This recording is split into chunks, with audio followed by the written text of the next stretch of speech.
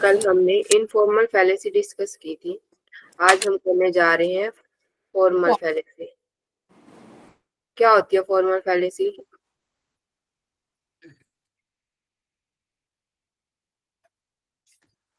आप क्या समझते हो फॉर्मल फैलेसी से? स्क्रीन शो हो रही है?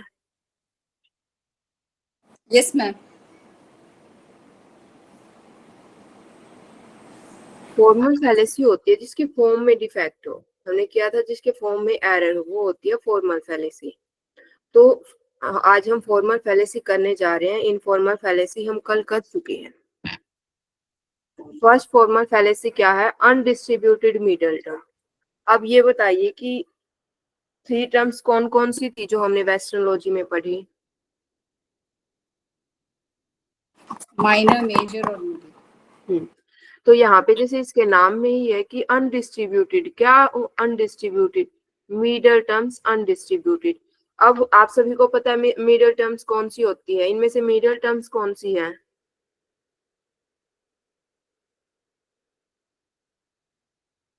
मिडल टर्म्स कौन सी है? जो लास्ट वाली है, डॉग्स। डॉग्स। क्योंकि मिडल टर्म्स क्या होती है? जो प्रीमाइस में कॉमन हो वो होती है मिडल टर्म्स। अब आप सभी डिस्ट्रीब्यूटेड और अनडिस्ट्रीब्यूटेड का टॉपिक कर चुके हो, तो इसमें से बताइए जो पहली स्टेटमेंट में है उसमें कौन कौन डिस्ट्रीब्यूटेड है?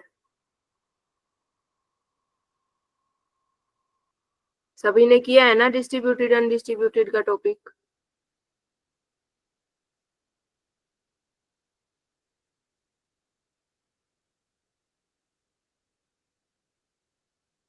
ओल में कौन कौन डिस्ट्रीब्यूटेड होता है? सब्जेक्ट और प्रीमाइज में से कौन कौन डिस्ट्रीब्यूटेड होता है?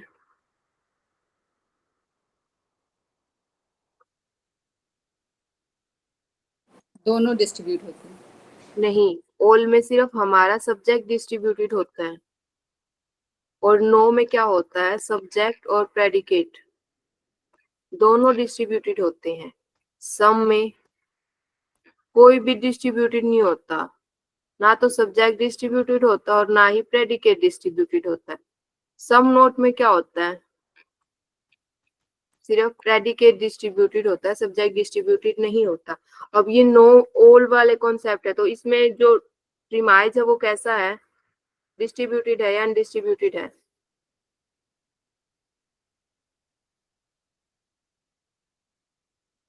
देखो यहाँ पे अनडिस्ट्रीब्यूटेड मिडल टर्म्स फैलेसी में क्या होता है कि हमारी जैसे नॉर्मली क्या होता है कि जो मिडल टर्म्स होती है ना, वो एटलीस्ट वन प्रीमाइज में क्या होनी चाहिए? डिस्ट्रीब्यूटेड होनी चाहिए। लेकिन अगर वो वैसी नहीं है, वो एक प्रीमाइज में भी डिस्ट्रीब्यूटेड नहीं है, तो वहां पे फैलेसी आ जाती है अनडिस्ट्रीब्यूटेड मिडल टर्म।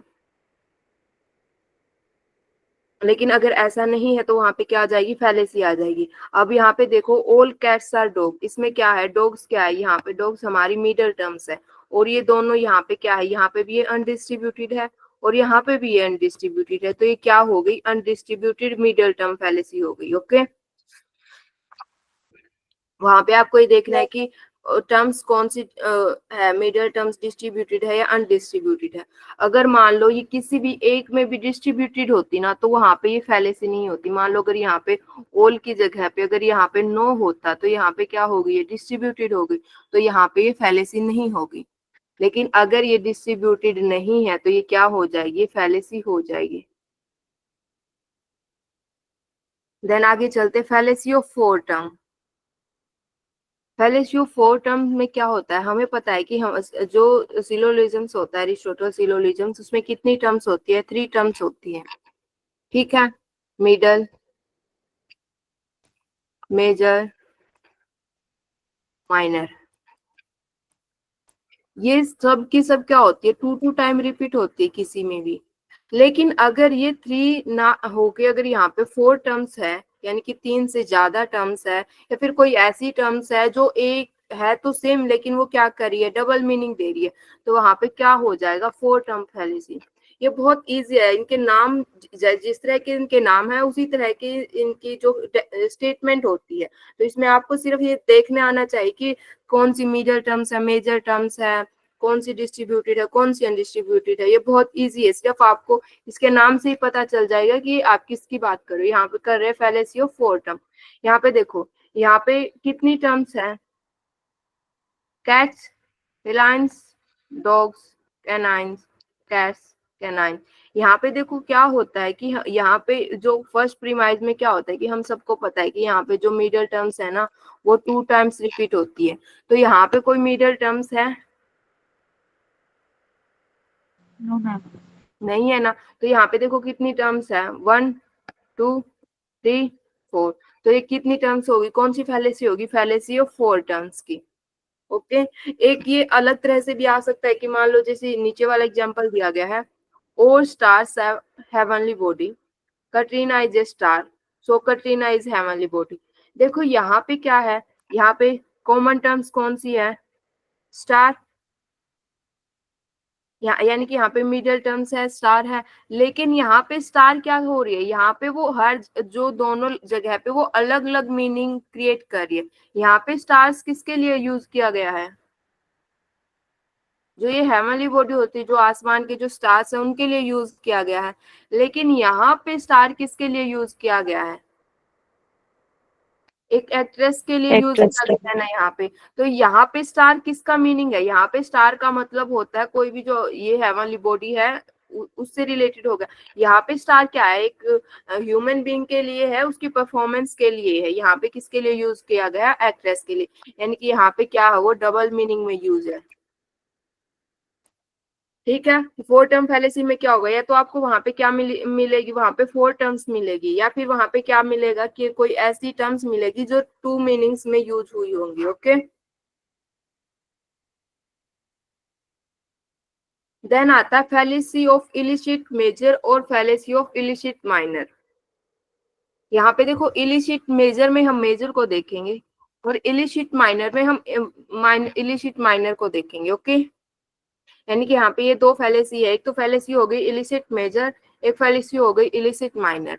अब यहाँ पे क्या होता है, रूल्स क्या कहता है कि अगर कोई भी टर्म्स है ना वो अगर कंक्लूजन में क्या है, डिस्ट्रीब्यूटेड है, तो वो प्रीमाइज में भी डिस्ट्रीब्यूटेड होनी चाहिए। लेकिन अगर ऐसा नहीं है तो वहां पे फैलेसी हो जाएगी। अगर यहाँ पे मान लो सब कंक्लूजन में क्या वो डिस्ट्रीब्यूटेड हो, लेकिन अगर वो प्रीमाइज में क्या हो, अनडिस्ट्रीब्यूटेड हो, तो क्या हो गई, ये फैलेसी हो गई। अब जब हम मेजर टर्म्स के लिए इलिसिट मेजर में देखेंगे तो हम मेजर टर्म्स के लिए देखेंगे, और अगर हम इलिसिट माइनर फैलेसी देखेंगे तो हम माइनर टर्म्स के लिए देखेंगे। अब यहाँ पे बताओ, जब तक यहाँ पे अगर आपका ये डिस्ट्रीब्यूटेड क्या होता है, अनडिस्ट्रीब्यूटेड क्या होता है, अगर ये क्लियर नहीं होगा तो आप यहाँ पे नहीं कर पाओगे इसको। इसलिए मैंने वो आपको पहले ही करवाया था। यहाँ पे देखो, ऑल कैट्स आर डॉग्स, और dogs are tigers, no cats are dog. अब इसमें मुझे ये बताओ कि मेजर टर्म्स कौन सी है, मेजर टर्म्स कौन सी है। टाइगर। हमने क्या था ना कि जो कंक्लूजन में एज ए प्रेडिकेट यूज है वो क्या होती है, मेजर टर्म्स होती है। अब यहाँ पे मेजर टर्म्स बताओ कैसी है, डिस्ट्रीब्यूटेड है या अनडिस्ट्रीब्यूटेड है। डिस्ट्रीब्यूटेड। क्योंकि नो में क्या होता है, सब्जेक्ट और प्रेडिकेट दोनों डिस्ट्रीब्यूटेड होते हैं। तो यहाँ पे टाइगर कैसा है, डिस्ट्रीब्यूटेड।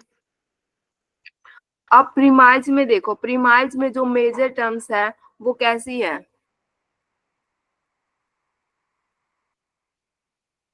कौन सी स्टेटमेंट में है major term, second state. Second statement में। तो सेकंड स्टेटमेंट में टाइगर है या जो हमारी मेजर टर्म्स है वो कैसी है, डिस्ट्रीब्यूटेड है या अनडिस्ट्रीब्यूटेड है, अनडिस्ट्रीब्यूटेड। अनडिस्ट्रीब्यूटेड। तो ये कैसी फैलेसी हो गई,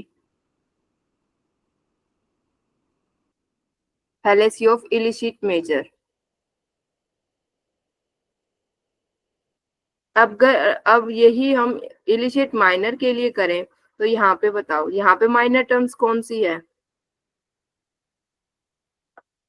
यहाँ पे माइनर टर्म्स कौन सी है, कैट्स। कैट्स। अब कैट्स कैसी है यहाँ पे?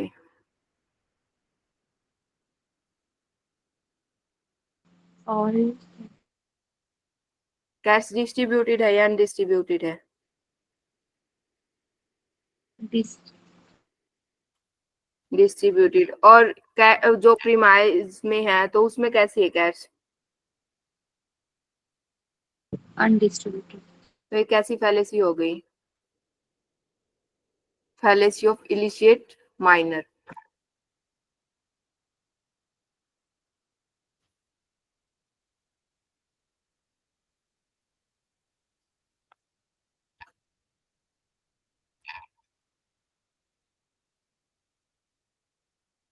देखो हम डिस्ट्रीब्यूटेड और अनडिस्ट्रीब्यूटेड का टॉपिक कर चुके हैं। एक बार मैं फिर से आपको बता देती हूँ। जो हमारा ऑल वाला कॉन्सेप्ट होता है यानी कि ए वाला कॉन्सेप्ट होता है, देखो मैंने बोला था कि जिसके साथ ऑल लगा हो, नो लगा हो या नोट लगा हो, वो कैसा होता है? डिस्ट्रीब्यूटेड होता है। ऑल लगा हो, नो लगा हो या फिर नोट लगा हो, वो कैसा होता है? वो होता है डिस्ट्रीब्यूटेड। और जिसके साथ सम लगा हो या कुछ भी ना लगा हो, उसके साथ वो कैसा होता है? वो होता है अनडिस्ट्रीब्यूटेड। अब यहाँ पे जो ऑल वाले कॉन्सेप्ट है, ऑल में जो सब्जेक्ट होता है और प्रेडिकेट होता है, तो हमें इनमें से देखना है कौन सा डिस्ट्रीब्यूटेड है। कॉन्सेप्ट मैं आपको करवा चुकी हूँ, अभी सिर्फ मैं आपको इतना बता रही हूँ कि किस में कौन सा डिस्ट्रीब्यूटेड होता है, कौन सा नहीं होता। ऑल वाले में क्या होता है? सिर्फ सब्जेक्ट डिस्ट्रीब्यूटेड होता है, प्रेडिकेट कैसा होता है? अनडिस्ट्रीब्यूटेड होता है। उसके बाद आता है नो वाला कॉन्सेप्ट यानी कि ई में क्या होता है? सब्जेक्ट भी डिस्ट्रीब्यूटेड होता है और प्रेडिकेट भी क्या होता है? डिस्ट्रीब्यूटेड होता है। दोनों के दोनों कैसे होते हैं? ये डिस्ट्रीब्यूटेड होते हैं, ठीक है। उसके बाद आता है सम वाला कॉन्सेप्ट। सम वाले में क्या होता है कि ना तो सब्जेक्ट डिस्ट्रीब्यूटेड होता है और ना ही प्रेडिकेट डिस्ट्रीब्यूटेड होता है, यानी कि वो दोनों कैसे होते हैं? अनडिस्ट्रीब्यूटेड होते हैं। उसके बाद आता है सम नोट। सम नोट वाले में क्या होता है कि सब्जेक्ट तो कैसा होता है? अनडिस्ट्रीब्यूटेड होता है, लेकिन प्रेडिकेट कैसा होता है? वो डिस्ट्रीब्यूटेड होता है। ओके, अब उसी के बिहाफ पे हम ये यहाँ पे कर रहे हैं। तो हमारे फैलेसी ऑफ इलिसिट मेजर हो गई, फैलेसी ऑफ इलिसिट माइनर हो गई। देन अब हम आगे करते हैं एक्सक्लूसिव प्रीमाइज। एक्सक्लूसिव प्रीमाइज में क्या होता है कि जब भी कोई भी टू नेगेटिव प्रीमाइज हो और उससे हम किसी कंक्लूजन को निकाल दे, तो वो होता है एक्सक्लूसिव प्रीमाइज। यानी कि अगर टू नेगेटिव प्रीमाइज है और उसके साथ कोई कंक्लूजन निकला हुआ, वो भले ही पॉजिटिव में हो नेगेटिव में हो, तो वहां पे क्या हो जाएगी? वहां पे हो जाएगी एक्सक्लूसिव प्रीमाइज।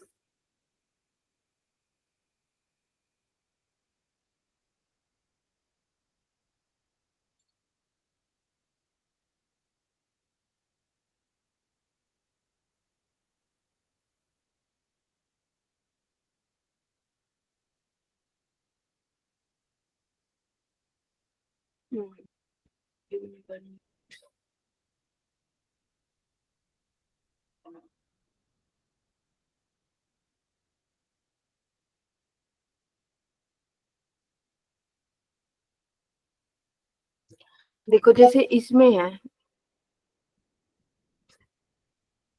अगर यहाँ पे क्या है? दो नेगेटिव प्रीमाइज है, no fish are mammals, some dogs are not fishes. तो यहाँ पे क्या है? उसने जो दो नेगेटिव प्रीमाइज से उसने कोई भी कंक्लूजन निकाल दिया, या वो पॉजिटिव में हो या फिर वो नेगेटिव में हो, तो क्या होती है? वो होती है एक्सक्लूसिव प्रीमाइज। ओके, देन उसके बाद आता है एग्जिस्टनल fallacy.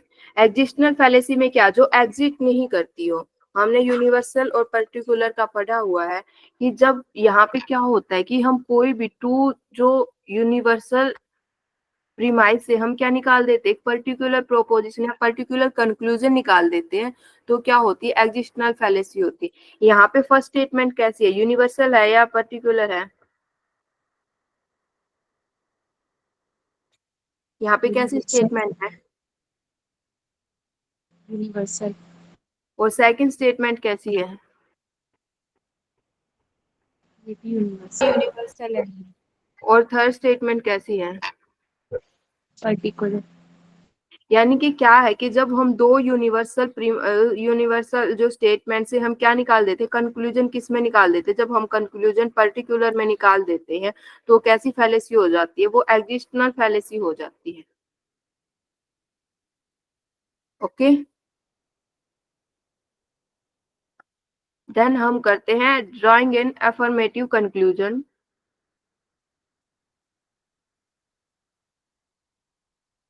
From a negative premise and vice versa.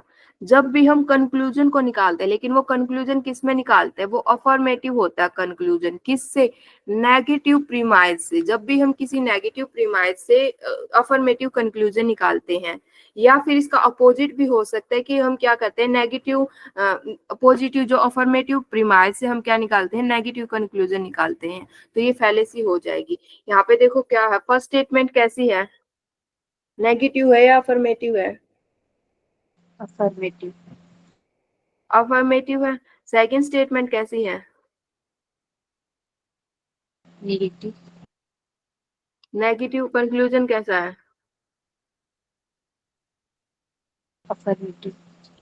Affirmative. तो ये कौन सी फैलेसी है कि हम कोई भी नेगेटिव से, यहाँ पे एक हो या दोनों नेगेटिव, जब हम नेगेटिव से, नेगेटिव प्रीमाइज है, उससे क्या निकाल रहे, अफर्मेटिव कंक्लूजन। जब हम नेगेटिव प्रीमाइज से अफर्मेटिव कंक्लूजन निकाल देते हैं तो ये कौन सी फैलेसी हो जाती है, affirmative conclusion from a negative premise. अब इसका अपोजिट क्या है कि जब हम क्या करते हैं, किसी भी पॉजिटिव उससे अफर्मेटिव प्रीमाइज से हम नेगेटिव कंक्लूजन निकाल देते हैं। कैसे, फर्स्ट स्टेटमेंट कैसी है, यहाँ पे फर्स्ट स्टेटमेंट कैसी है, अफर्मेटिव। सेकंड स्टेटमेंट कैसी है, अफर्मेटिव। थर्ड स्टेटमेंट कैसी है। नेगेटिव। यहाँ पे क्या है कि अफर्मेटिव प्रीमाइज से हमने क्या निकाल दिया, नेगेटिव कंक्लूजन निकाल दिया, तो ये कैसी कैसी हो गई fallacy, negative conclusion from A affirmative premise. Okay,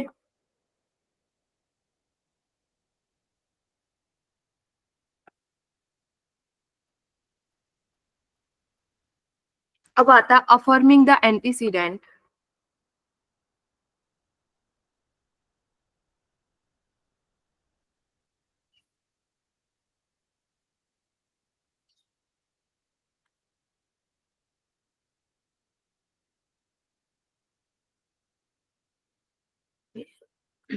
देखो यहाँ पे क्या होता है, यहाँ पे ये चार होते हैं, एक तो होता है अफर्मिंग द एंटीसीडेंट, एक होता है डिनाइंग द एंटीसीडेंट, एक होता है अफर्मिंग द कॉन्सिक्वेंट, देन होता है डिनाइंग द कॉन्सिक्वेंट। इसमें क्या होता है, जो ये डायगोनल वाले होते हैं, यानी कि अफर्मिंग द एंटीसीडेंट होता है या डिनाइंग द कॉन्सिक्वेंट होता है, ये क्या होता है, ये होते हैं वैलिड। वो जो अफर्मिंग द कॉन्सिक्वेंट होता है या फिर डिनाइंग द कॉन्सिक्वेंट होता है, वो क्या होते हैं, इनवैलिड। अब यहाँ पे क्या होता है कि जैसे हम एक स्टेटमेंट लेके चलते हैं, हमने स्टेटमेंट ले ली, if is true then B is. अब इन चारों में यही स्टेटमेंट लेके चलेंगे, अब आपको पता चलेगा कि आप इसमें डिफरेंस कैसे होता है। If A is true then B is true, affirming the antecedent हम क्या करते हैं, बस जब हम उसको चेंज करते तो वहां पे क्या लगा देते हैं, देयरफॉर। इस अफर्मिंग द एंटीसीडेंट में क्या करते हैं, हम उस चीज को अफर्म कर रहे हैं कि जैसा उसने बोला है हाँ वैसा ही है, कि अगर ए ट्रू है तो बी भी क्या होगा, ट्रू होगा। लेकिन डिनाइंग द एंटीसीडेंट में हम क्या करें, उसको डिनाई कर रहे हैं। डिनाई के लिए हम क्या करेंगे, उसको नेगेटिव टर्म में चेंज कर देंगे, यानी कि वहां पे क्या लगा देंगे, नो लगा देंगे। स्टेटमेंट तो वही है, if A is true then B is true. इसको हम जब डिनाई करेंगे तो हम नोट का यूज कर देंगे, A is not true therefore B is not true, therefore लगा के then B is not true. यहाँ उसी तरह से, लेकिन हम इसमें क्या करते हैं, कॉन्सिक्वेंट में हम क्या करते हैं, इनको कन्वर्ज कर देते हैं। यहाँ पे देखो स्टेटमेंट तो वही सेम ही है, if A is true then B is true. Consequent में हम क्या करें, इसको कन्वर्ज करें। कन्वर्ज में हम क्या करते हैं, सब्जेक्ट को प्रेडिकेट की जगह पे और प्रेडिकेट को सब्जेक्ट की जगह पे रखेंगे। तो यहाँ पे क्या कर दिया हमने, B is true therefore A is true. Denying the consequent में हम क्या करेंगे, उसको कन्वर्ज करेंगे, लेकिन उसके साथ क्या लगा देंगे, नॉट लगा देंगे।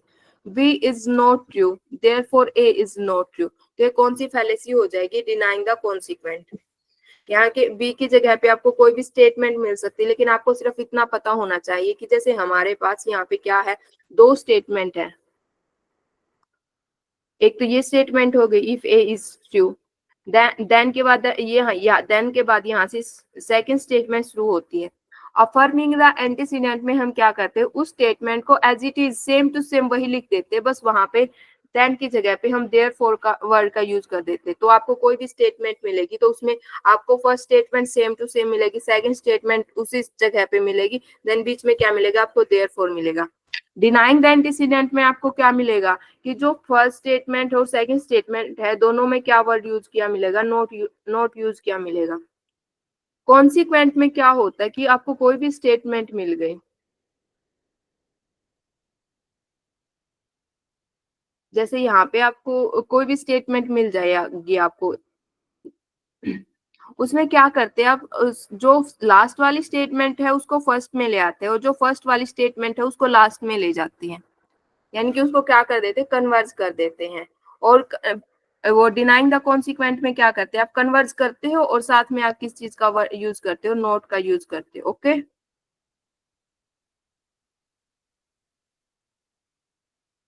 यहाँ पे हमारी फॉर्मल फैलेसी खत्म होती है। अब एक बार हम रिवाइज कर लेते कि हमने क्या क्या किया।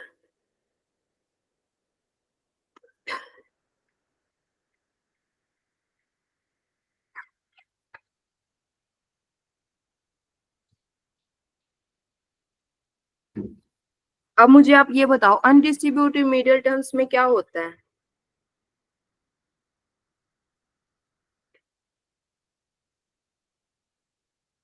उषा जी आप बताएंगे अनडिस्ट्रीब्यूटेड मिडिल टर्म्स में क्या होता है।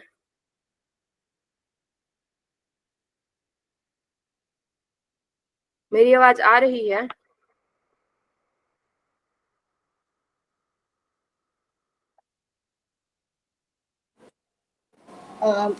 वो middle term must be distributed in at least one of the premise. देखो जैसे इसके नाम में ही पता चला, अनडिस्ट्रीब्यूटेड मीडियल टर्म्स, यानी कि मीडियल टर्म्स जब आपको अनडिस्ट्रीब्यूटेड मिले तो वहां पे कैसी फैलेसी हो गई, अनडिस्ट्रीब्यूटेड मीडियल हो गई। अब आप मुझे बताएंगे फोर टर्म फैलेसी बताएंगे, मेघा जी आप फोर टर्म फैलेसी बताएंगे, क्या होता है फोर टर्म फैलेसी। मेघा जी। मेरा थोड़ा छूट गया था मैम, अभी थोड़ा बिजी हो गई थी। कोई बात नहीं। मंजू जी आप बताएंगे फोर टर्म फैलेसी क्या होता है।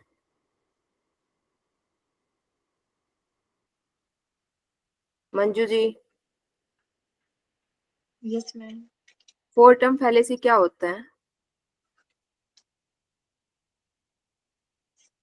फोर टर्म फैलेसी देखो नाम से ही है फोर टर्म्स, यानी कि थ्री की जगह पे अगर वहां पे आपको क्या मिल जाए, फोर टर्म्स मिल जाए, या फिर कोई ऐसी टर्म्स मिल जाए जो टू टाइम्स यूज है लेकिन वो दोनों जगह पे क्या कर रही है, वो दोनों जगह पे अलग अलग मीनिंग दे रही है, वो हो गई फोर टर्म फैलेसी। ओके, तो हमारी कंप्लीट हो गई। अनडिस्ट्रीब्यूटेड यानी कि जिसमें जो मिडिल टर्म्स है वो कैसी होगी, अनडिस्ट्रीब्यूटेड होगी। फोर टर्म्स जहाँ पे थ्री टर्म्स की जगह पे क्या मिले आपको, फोर टर्म्स मिले। ठीक है, देन उसके बाद आ जाता है हमारा फैलेसी ऑफ इलिसिट मेजर या फैलेसी ऑफ इलिसिट माइनर में क्या होता है। शांति जी आप बताएंगे।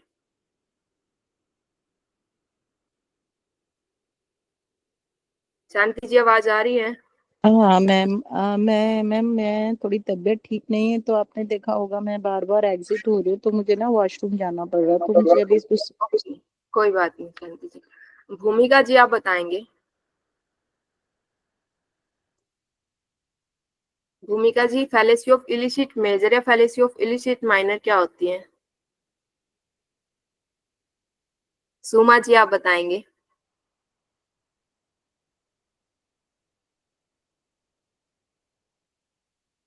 सुमा जी आवाज आ रही है।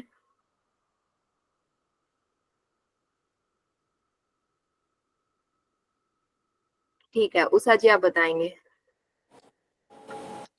So if the term is distributed in the conclusion, then it is undistributed in the premise, and it is illicit major. हाँ, यानी कि देखो इलिसिट मेजर और इलिसिट माइनर, इसमें नॉर्मली आपको पता चल रहा है कि जब हम इलिसिट मेजर की बात कर रहे हैं तो हम मेजर टर्म्स को देखेंगे, और जब हम इलिसिट माइनर की बात करें तो हम इलिसिट माइनर को देखेंगे। तो देखो उसमें क्या होता है कि जब हम जैसे इलिसिट जब हम मेजर की बात करें तो उसमें क्या होता है कि अगर कंक्लूजन में जो मेजर टर्म है वो कैसी है, अगर वो डिस्ट्रीब्यूटेड है तो वो प्रीमाइज में भी डिस्ट्रीब्यूटेड होनी चाहिए। ये रूल कहता है कि अगर वो कंक्लूजन में डिस्ट्रीब्यूटेड है तो वो प्रीमाइज में भी डिस्ट्रीब्यूटेड होनी चाहिए। लेकिन अगर ऐसा नहीं है तो इसका मतलब वहां पे एरर आ गया, एरर मीन्स फैलेसी आ गई।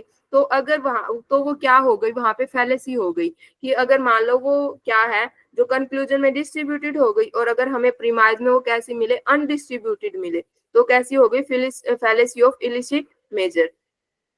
ओके, माइनर में भी उसी तरह से होगा कि अगर वो कंक्लूजन में क्या है, डिस्ट्रीब्यूटेड है, लेकिन अगर वो प्रीमाइज में क्या मिले, आपको प्रीमाइज में कैसे मिले, अनडिस्ट्रीब्यूटेड मिले, तो हो गई इलिसिट माइनर।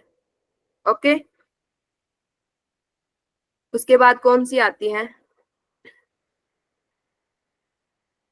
एक्जिस्टनल फैलेसी। देखो एक्जिस्टनल फैलेसी, Exclusive premise fallacy. हाँ वो आप आगे पीछे कैसे भी कर सकते हो इनको, तो मतलब सीरीज में आपको याद करने की इतनी आवश्यकता नहीं है इनको, कोई इनमें से कोई भी कर लेते हैं हम। पहले चलो एक्जिस्टनल फैलेसी कर लेते हैं। एक्जिस्टनल फैलेसी यानी कि कोई बात नहीं भूमिका जी, वो एक्जिस्टनल, देखो इसके नाम से पता चल रहा है कि जो एग्जिस्ट पता चल रहा है, यानी कि जो एग्जिस्ट ही नहीं करती हो। और क्या है कि अगर हम टू यूनिवर्सल चीजों से, यानी कि टू यूनिवर्सल किससे, स्टेटमेंट से अगर हम पर्टिकुलर स्टेटमेंट निकाल देते हैं, टू यूनिवर्सल स्टेटमेंट से या प्रोपोजिशन से अगर हम कंक्लूजन कैसा निकाल देते हैं, पर्टिकुलर कंक्लूजन निकाल देते हो, तो कैसी फैलेसी होगी, एग्जिस्टनल फैलेसी। और अब आगे एक्सक्लूसिव प्रीमाइज। एक्सक्लूसिव प्रीमाइज में क्या होता है, जब हम कोई भी नेगेटिव, मान लो कि जो हमारी दो स्टार्टिंग की प्रीमाइज होती है उनमें से अगर कोई भी एक भी अगर नेगेटिव है, जब हम नेगेटिव से क्या निकाल देते हैं, कोई जो दो नेगेटिव प्रीमाइज से जब हम क्या निकाल देते हैं, एक्सक्लूसिव में क्या होता है कि जब दोनों प्रीमाइज नेगेटिव हो और उनसे हम क्या निकाल देते हैं, कोई भी कंक्लूजन निकाल देते हैं, तो हो जाएगा एक्सक्लूसिव प्रीमाइज। ओके, और फिर लास्ट में क्या आता है, अफर्मेटिव कंक्लूजन निकालते हैं हम नेगेटिव प्रीमाइज। इसके नाम से ये कि जब affirmative conclusion from a negative premise, यानी कि कोई भी जब नेगेटिव प्रीमाइज है, दो में से जब एक प्रीमाइज नेगेटिव है और उससे हम कैसा कंक्लूजन निकाल देते हैं, उससे हम अफर्मेटिव यानी कि पॉजिटिव में हम कंक्लूजन निकाल देते, तो ये फैलेसी हो जाएगी। और इसके अपोजिट में भी है, इसके अपोजिट में कि जब हम किसी भी नेगेटिव, जो अफर्मेटिव जो प्रीमाइज है उससे जब हम नेगेटिव कंक्लूजन निकालते हैं कि जो हमारी स्टेटमेंट कैसी है, अफर्मेटिव है यानी कि पॉजिटिव में है, और उससे हम कोई नेगेटिव कंक्लूजन निकाल देते हैं, तो कौन सी फैलेसी हो गई, उसका नाम बोलते हैं वो अफर्मिंग।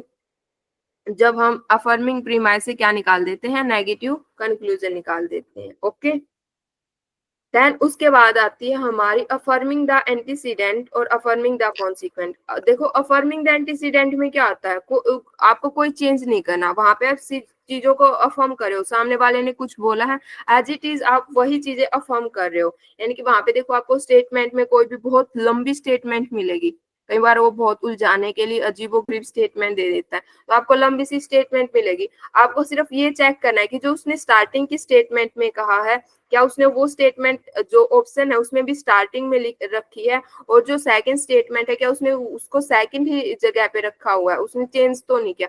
अगर वो as it is same to same है, उसमें कोई चेंज नहीं किया है, तो कैसी हो जाएगी, affirming the antecedent. Denying the antecedent में क्या होगा, वो पोजीशन उनकी सेम रहेगी, फर्स्ट वाली स्टेटमेंट पे रहेगी, सेकंड वाली स्टेटमेंट भी सेकंड की पोजीशन पे रहेगी, बस उसमें वो क्या लगा देता है, नोट का यूज कर देता है, यानी कि उसको डिनाई कर देता है।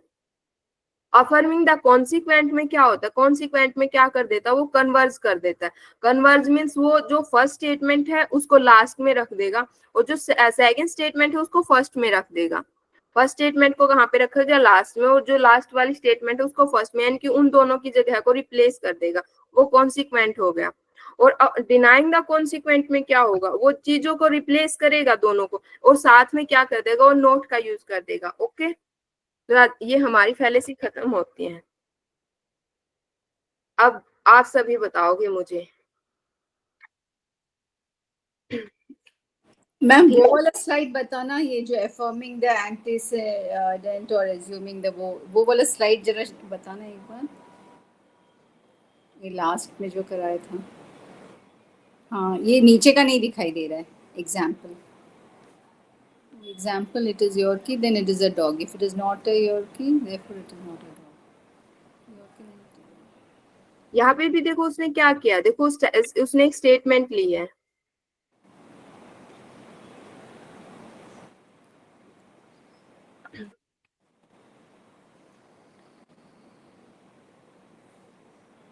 It is a Yorkie then it is a dog, यहाँ पे उसने स्टेटमेंट ली है।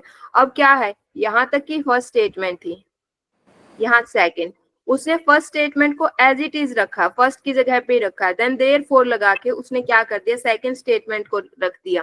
बस उसने यहाँ पे क्या यूज किया, उसने नोट यूज किया, तो ये कैसी हो गई, डिनाइंग द एंटीसीडेंट।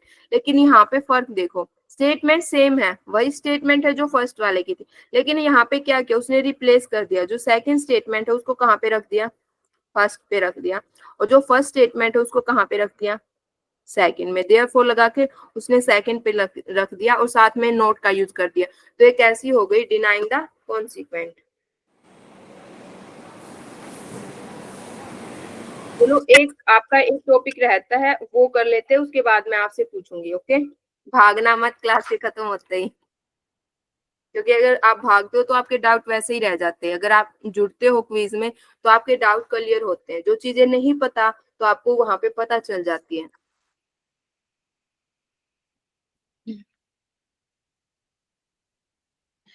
आपकी एक आता है मूड एंड फिगर,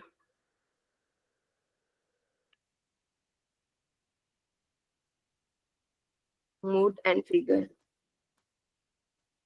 ये बहुत इजी टॉपिक है। इसमें आपसे पूछता है, कोई भी स्टेटमेंट दे देगा आपसे और पूछेगा इसका मूड क्या है, या पूछ लेगा उसका फिगर क्या है, या फिर दोनों ही पूछ लेगा इसका मूड और फिगर क्या होता है। तो अब आपको निकालना आना चाहिए कि आप कैसे निकालते हैं। देखो जब आप फिगर निकालते हो किसी चीज का, तो आप उसकी मीडियल टर्म्स के बेस पे निकालते हो।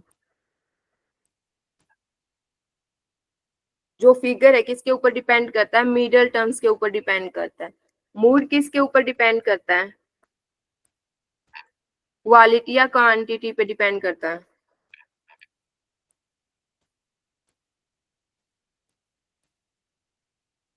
आपसे कई बार स्टेटमेंट के अकॉर्डिंग भी क्वेश्चन आ जाता है। जो आपका फिगर होता है वो मिडल टर्म्स पे डिपेंड करता है, जो मूड होता है वो क्वालिटी या उसकी क्वांटिटी पे डिपेंड करता है।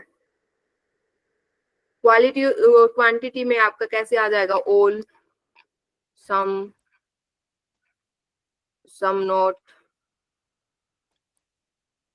और साथ में no, all no some some not, ये आ जाएंगे। अब कैसे निकालोगे आप, अब अगर मैं आपको स्टेटमेंट दूं, all A are B, some B are C, so all are C. अब मुझे इसका मूड बताइए, इसका मूड क्या होगा, मूड किस पे डिपेंड करता है, मिडिल टर्म, इन पे, ऑल पे, सम पे, क्वालिटी और क्वांटिटी। ठीक है। अब आपको कैसे बताना, नॉर्मल ये बताना, जैसे स्टार्टिंग में क्या है, ऑल, तो ऑल के लिए हम किस चीज का यूज करते हैं, ए। सेकंड पे क्या है, सम, सम के लिए हम किस चीज का यूज करते हैं, आई। और थर्ड में क्या है, ऑल, इस ऑल के लिए हम ए का। बस आपको मूड में यही बताना है कि सामने जो हो उसको आपको उस एज इट इज वही लिखना है। ऑल का ए लिख दिया, सम का ए लिख दिया, देन ऑल का ए लिख दिया, ये क्या हो गया, इसका मूड हो गया। अब हम निकालते हैं फिगर। फिगर को निकालने के लिए आप नॉर्मली हम क्या करते हैं फिगर में, देखो फिगर के लिए आप एक डी टाइप में ड्रॉ कर लो, यहाँ पे 1, यहाँ पे 2, यहाँ पे 3, यहाँ पे 4। एक क्या बता रहा है, इनकी पोजीशन बता रहा है। पोजीशन किसकी देखनी है, फिगर किस पे डिपेंड करता है, मिडिल टर्म। तो यहाँ पे किसकी पोजीशन देख रहे हैं हम, मिडल टर्म्स की। अगर मिडल टर्म्स की पोजीशन आपको इस वे में मिले, आप लाइन खींच के देखोगे, अगर आपको इस वे में मिले तो क्या हो गया, उसका फिगर 1 हो गया। अगर वो ऐसे मिले, लास्ट में मिले, तो वो हो गया फिगर 2। अगर वो डायगोनली इस वे में मिले तो वो हो गया 3, वो हो गया 4। अगर वो स्टार्टिंग में मिले तो वो हो गया 3। तो अब देखो कैसे ये यहाँ पे मिडल टर्म्स कौन सी है? बी। बी। अब ये किस वे में है? लाइन कैसे जा रही है?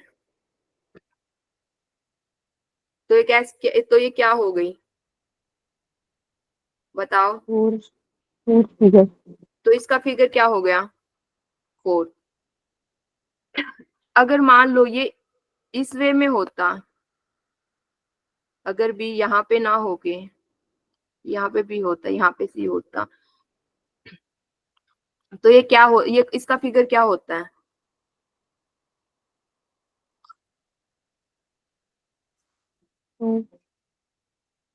डी, ये डी बनाओ आप सभी पहले। तो 2 होता। और अगर ये इस वे में होता तो क्या होता? 1। इस वे में होता तो ये क्या होता? 1। और अगर ये इस वे में होता तो क्या होता? 3। अब ये डी का यहाँ पे मतलब क्या, देखो अगर आपको डी के अकॉर्डिंग आ गया तो आपको बहुत इजी रहेगा कि आपको वो याद नहीं करना पड़ेगा किसका कहाँ पे। यहाँ पे डी का देखो, डी का 2 का मतलब क्या है? 2 का मतलब ये है कि आपको जो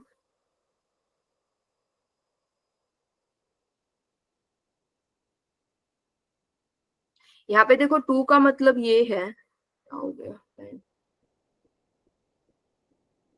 कि आपको जो मिडिल टर्म्स मिलेगी वो कहाँ पे मिलेगी आपको? 2। 2 मतलब सीधी सीधी लाइन होता है ना, तो 2 का मतलब ये क्या है कि आपको जो मिडिल टर्म्स मिलेगी वो कहाँ पे मिलेगी आपको? प्रीमाइज में मिलेगी, दोनों साइड में आपको कहाँ पे मिलेगी वो? दोनों प्रीमाइज में वो कहाँ पे मिलेगी? प्रेडिकेट में मिलेगी। मिडिल टर्म्स यहाँ पे कहाँ पे यूज है? दोनों की दोनों प्रेडिकेट में। तो इसका फिगर क्या हो गया? 2 हो गया। अगर मिडिल टर्म्स आपको सिर्फ सामने मिलती,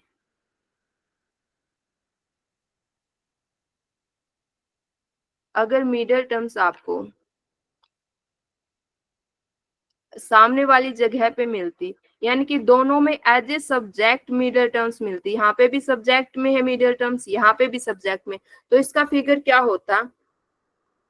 तो इसका फिगर होता 3। अगर आपको मिडिल टर्म्स अपोजिट में मिलती,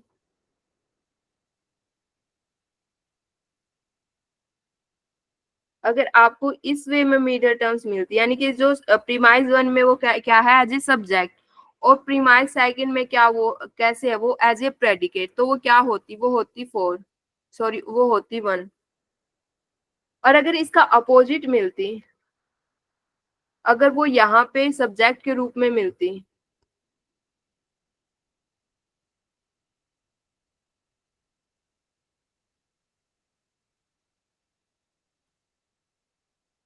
अगर यहाँ सब्जेक्ट और यहाँ प्रेडिकेट के रूप में, यानी कि इस वे में मिलती, तो क्या होता? फिगर 4। समझ में आ गया? अब मैं अगर आपको एग्जांपल दूं,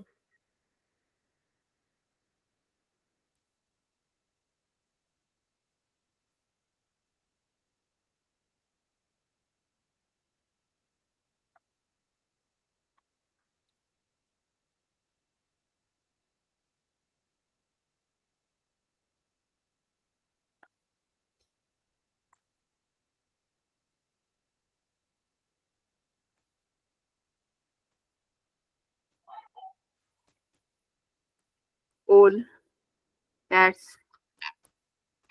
are tigers, सो कंक्लूजन क्या निकल गया? सम टाइगर्स आर डॉग्स। अब इसका मूड बताइए, इसका मूड क्या होगा?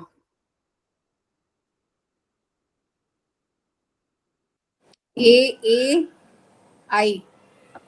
मूड क्या होगा? ए आई। अब इसका फिगर बताइए, फिगर क्या होगा?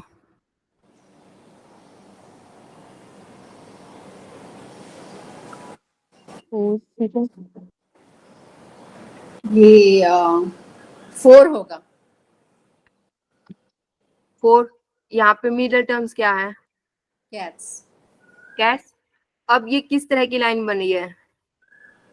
इस वे में। इस वे में का मतलब ये है कि यहाँ पे कैसे वो एज ए प्रेडिकेट यूज है, यहाँ पे क्या वो प्रेडिकेट है, यहाँ पे क्या वो सब्जेक्ट के रूप में यूज है। तो इस तरह से लाइन बन रही है। तो ये क्या हो गई? 4। 4 का हो गया। अगर मान लो कैट यहाँ पे ना हो के अगर यहाँ पे कैट होती तो क्या फिगर बनता? तो ये 1 होता। Third figure. थर्ड। दोनों में सब्जेक्ट में होगी जब ये, तो थर्ड होगा। और अगर कैट्स यहाँ ना होके यहाँ होती, एक कैट यहाँ हो गई मिडल टर्म्स, एक मिडल टर्म्स यहाँ हो गई, तो फिगर क्या होता? 2। और अगर यहाँ कैट ना होके कैट यहाँ होती और एक यहाँ होती तो फिगर क्या बनता? 1। समझ में आ गया? जी। आपको वहां पे किसकी पोजीशन देखनी है? आपको मिडिल टर्म्स की पोजीशन देखनी है। ओके, कि मिडिल टर्म्स किस वे में, मिडिल टर्म्स एक दूसरे के, आपको कई बार ऐसा हो सकता है, पीछे वाली क्लास में कुछ ऐसा हुआ था कि मतलब देखो कई बार ऐसा होता है कि वो स्टेटमेंट है ना, सेकंड स्टेटमेंट बहुत लार्ज में दे देता है और जो जो स्टेटमेंट है ना वो यहाँ तक आ जाती है, तो वो सोचते हैं कि ये तो सीधी लाइन है। कई बार जैसे यहाँ पे तो कैट्स छोटा सा वर्ड है, अगर यहाँ पे बड़ा सा वर्ड होता यानी कि उसके एडजस्टमेंट में थोड़ी प्रॉब्लम होती, तो अगर मान लो वो वर्ड्स यहाँ तक आता तो कई बार बच्चे सोच लेते कि इसके इक्वल है, तो ऐसा नहीं होता। आपको क्या देखना, आपको पोजीशन देखनी है किसकी? मिडल टर्म्स की। अगर दोनों मिडल टर्म्स लास्ट में है, अगर मिडल टर्म्स कैसे है लास्ट में है, तो किस क्या होगी? वो 2 होगी। अगर मिडल टर्म्स क्या है स्टार्टिंग में है, दोनों के अगर मिडल टर्म्स क्या है स्टार्टिंग में एज ए सब्जेक्ट है मिडल टर्म्स, यहाँ पे प्रेडिकेट, तो क्या हो जाएगी? वो थर्ड की पोजीशन हो जाएगी। अगर मिडल टर्म क्रॉस में है, एक यहाँ पे है और एक लास्ट में, यानी कि एक में तो वो क्या सब्जेक्ट में है, एक में क्या वो प्रेडिकेट में है, तो क्या हो जाएगी? वो हो जाएगी 1। उसी तरह अगर ये अपोजिट में है, अगर एक यहाँ पे है और एक यहाँ पे, यानी कि एक में क्या है वो सब प्रेडिकेट में है, नीचे वाली में क्या वो सब्जेक्ट में है, तो क्या हो जाएगी? वो हो जाएगी 4। ओके, तो आपको ऐसे देखने आनी चाहिए। अब मैं आपसे पूछूं कि इसमें कौन सा है, लो मैं इसके एग्जांपल्स में ही पूछ लेती हूँ आपसे।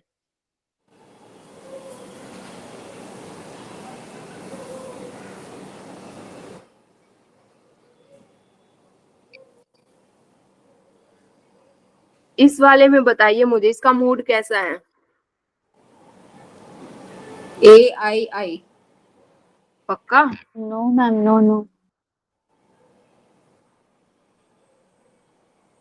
नहीं, वो सम नॉट है ना, तो AOI। AOI, ये हो गया मूड। अब इसका फिगर बताओ मुझे। तो ये कैट्स ये 4 हो गया। क्यों? क्योंकि देखो यहाँ पे भी वो किस में है, यहाँ पे प्रेडिकेट है और यहाँ पे सब्जेक्ट है, तो लाइन कैसी जा रही है? तो क्या हो गया? ये 4 हो गया।